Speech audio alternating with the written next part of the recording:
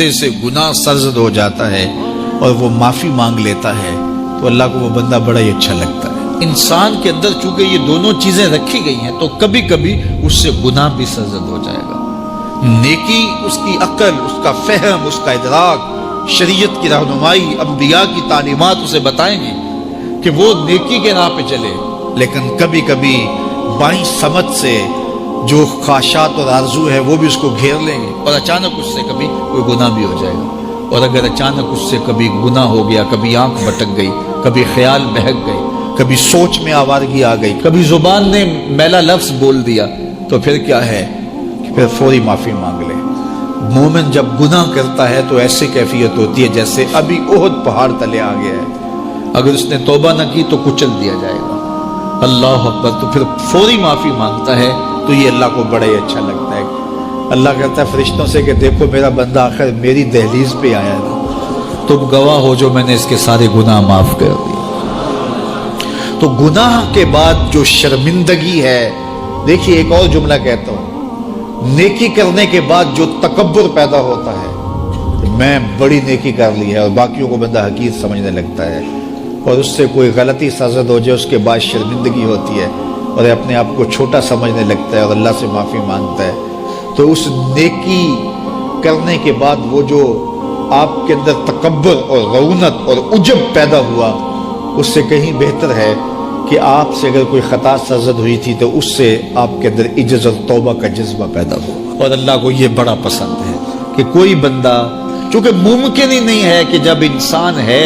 اس کے اندر یہ خواہشات رکھی ہیں تو کبھی اس سے، یہ انبیاء کی ذوات ہیں جو پاک ہیں، باقی کبھی کچھ خطا سرزد ہو جائے گی، اس سے معذرت کر لے۔ تو آپ نے نام سنا ہوگا ایاس کا،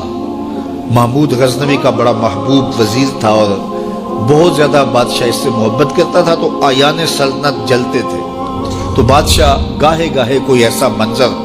ان کو دکھلاتا کہ اس سے میں خاص پیار کیوں کرتا ہوں۔ ایک دن بادشاہ کے ہاتھ میں موتیوں کی بھری ڈبیا تھی، اور محل کے اندر یہ ایک حوض تھا، تالاب تھا، تو اس کے اندر اس نے وہ سارے موتی پھینک دیے۔ شفاف پانی اور نیچے فرش پہ پڑے ہوئے موتی نظر آ رہے ہیں، تو اس نے ایک ایک وزیر کو کہا کہ یہ موتی نکال کے لاؤ، اور سنو اپنا لباس اور اپنا بدن نہیں بھیگنے دینا۔ تو سب نے کہا یہ کیسے ہوگا کہ موتی بھی تہ سے نکال کے لائیں اور بدن بھی اور کپڑے بھی نہ بھیگیں؟ تو دوسرے کو کہا، اس نے کہا حضرت یہ کیسے ہوگا، یہ شرط ہٹائیں تو پھر میں نکال کے لاؤں۔ جب بات آئی ایاز کی تو ایاز نے فوراً چھلانگ لگا دی، موتی پکڑے، ڈھونڈے، ہتھیلی میں لیے اور کانپتے ہوئے بدن کے ساتھ بادشاہ کے سامنے پیش ہوا، حضور یہ لے لیجئے۔ بادشاہ غصے میں تھا